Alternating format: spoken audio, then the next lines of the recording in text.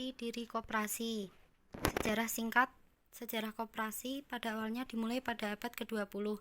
Pada umumnya sejarah koperasi dimulai dari hasil usaha kecil yang spontan dan dilakukan oleh rakyat kecil, karena kemampuan ekonomi yang rendah mendorong para usaha kecil untuk terlepas dari penderitaan.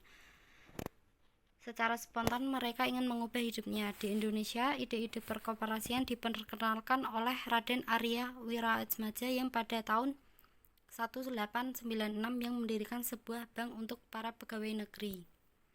Selanjutnya adalah apa yang Anda ketahui tentang koperasi dan bagaimana pandangan masyarakat tentang koperasi saat ini. Pandangan masyarakat tentang koperasi saat ini adalah: yang pertama itu sebagai tempat pinjam uang paling gampang. Yang kedua, lembaga untuk menunggu bantuan pemerintah. Yang ketiga, tempat kerja sementara atau sebagai batu loncatan. Yang keempat, tempat menitipkan status. Yang terakhir, rentenir berbadan hukum. Selanjutnya, dalam hasil Kongres ICA di Manchester, Inggris, September 1995, pada hakikatnya merupakan identitas diri koperasi yang terdiri dari definisi, prinsip, dan nilai. Definisi koperasi dalam UU nomor 25 tahun 1992, badan usaha yang beranggotakan orang seorang atau badan hukum koperasi dengan melandaskan kegiatannya berdasarkan prinsip koperasi sekaligus sebagai gerakan ekonomi rakyat yang berdasarkan atas asas kekeluargaan.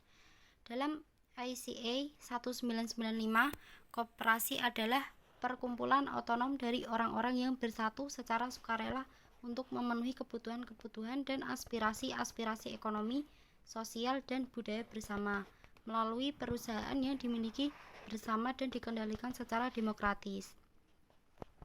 Selanjutnya, prinsip-prinsip koperasi itu terdiri dari kemandirian, pendidikan perkoperasian, kerjasama antar koperasi, keanggotaan, bersikap sukarela dan terbuka, pengelolaan secara demokratis, pembagian sisa hasil usaha dilakukan secara adil sebanding dengan besarnya jasa usaha masing-masing anggota.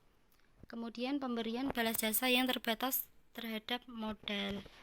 Selanjutnya adalah nilai. Nilai itu terdiri dari solidaritas atau kekeluargaan, persamaan, menolong diri sendiri, bertanggung jawab pada diri sendiri, keadilan, dan demokratis. Selanjutnya, hal pokok yang membedakan koperasi dengan badan usaha lain. Menurut Muhammad Iskandar Susilo, koperasi adalah kumpulan orang, bukan kumpulan modal. Kemudian one man one vote. Kemudian anggota sebagai owner dan user. Setiap anggota koperasi memperoleh bagian sisa hasil usaha sesuai dengan jasanya masing-masing di koperasi. Yang terakhir, memberikan pelayanan yang sebaik-baiknya kepada anggota.